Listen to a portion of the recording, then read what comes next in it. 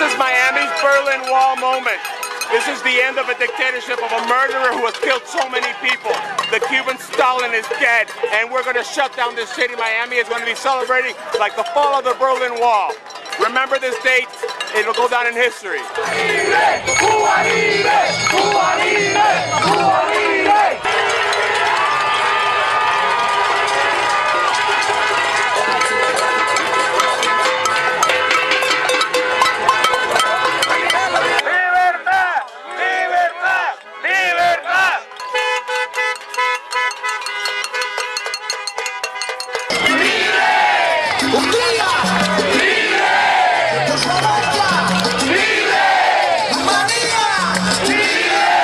Alemania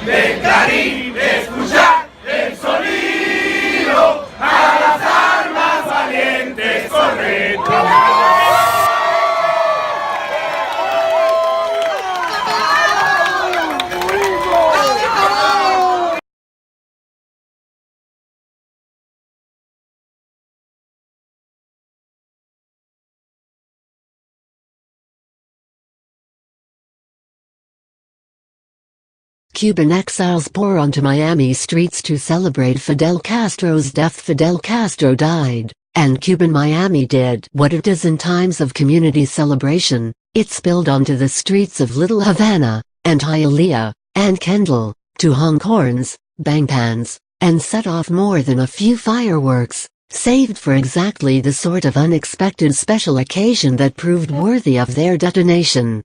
The scene across Miami-Dade County, the cradle of the Cuban exile community, was one of pure, raw emotion.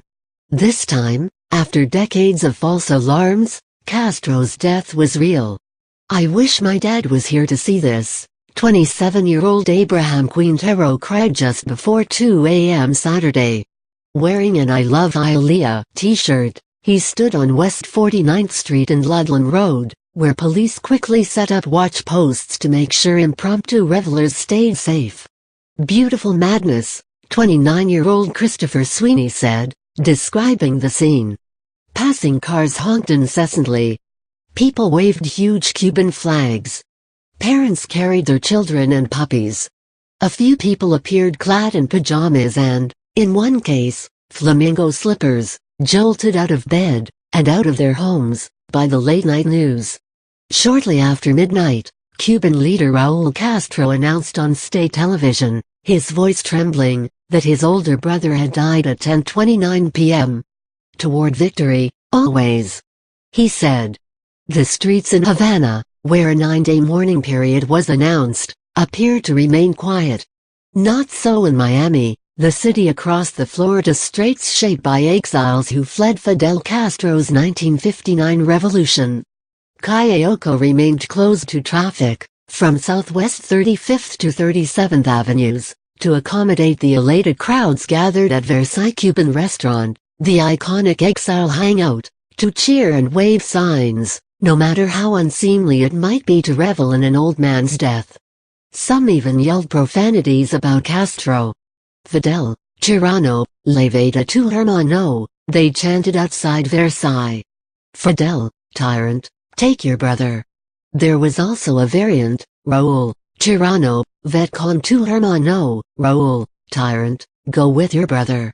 Someone outside the restaurant brought a portable karaoke system, and the crowd sang Cuban star Willie Quirino's exile anthem, "Nuestro día ya viene llegando," "Our day is coming," as the scent of long-saved Cuban cigars burned at last. "Libertad." Young and old yelled. "Liberty." People were still popping champagne bottles in the middle of the street after 4 a.m., an eruption of jubilation that remained peaceful throughout the night and into Saturday morning. "I don't think we've made any arrests and don't expect to have any violence due to this long-awaited day," said Miami police officer Rene Pimentel.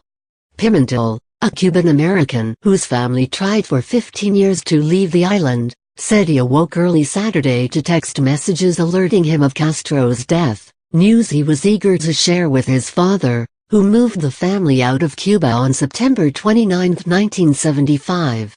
"It was a great feeling to wake my dad and tell him that the day so many of us had been waiting for was finally here," he said. 15 long years to get to this great country.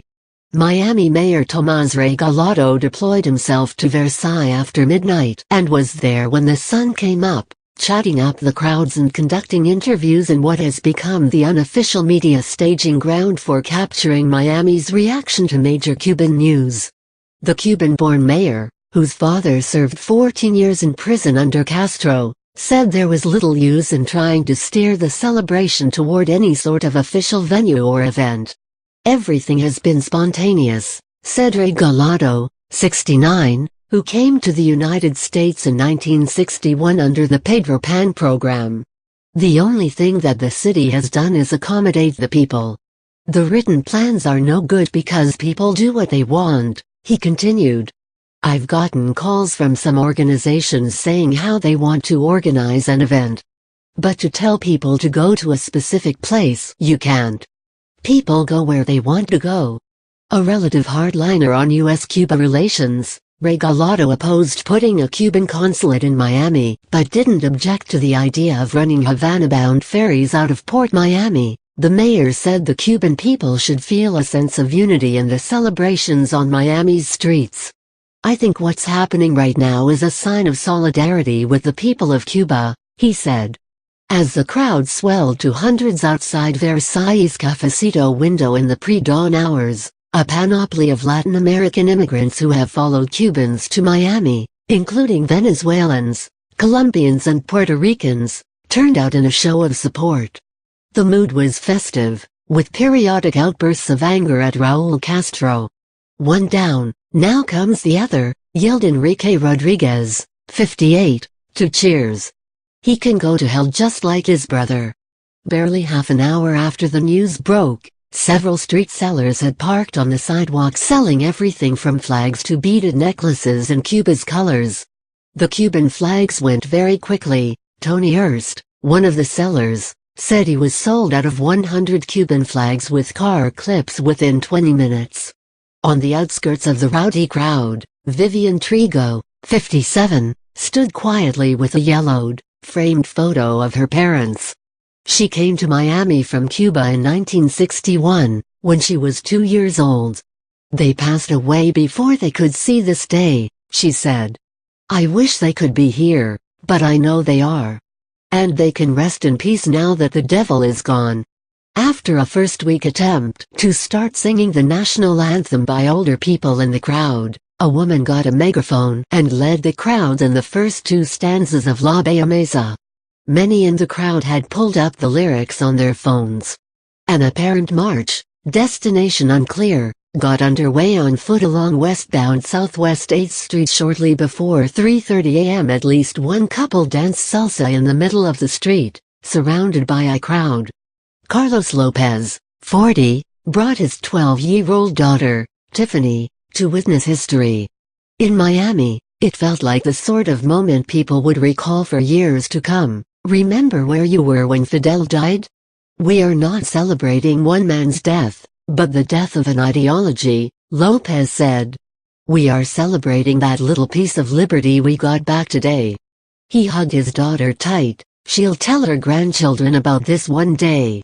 Victor Perez Abreu, 21, came out with 4 friends to join the action. "Little will change on the island immediately," he predicted, but the wee hours of Saturday were for celebrating.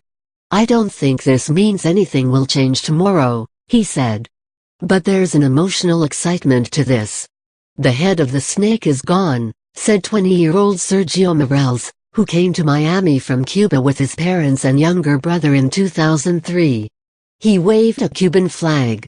So many reporters descended on Versailles that Miami police had to designate an area for a spokesman to give interviews. Media choppers swirled overhead. Regalado held court by the restaurant entrance, surrounded by microphones. He outlined how the city recalled officers to work, and posited that perhaps the Cuban government waited until late on a Friday night to announce Castro's death in order to avoid outbursts on the island.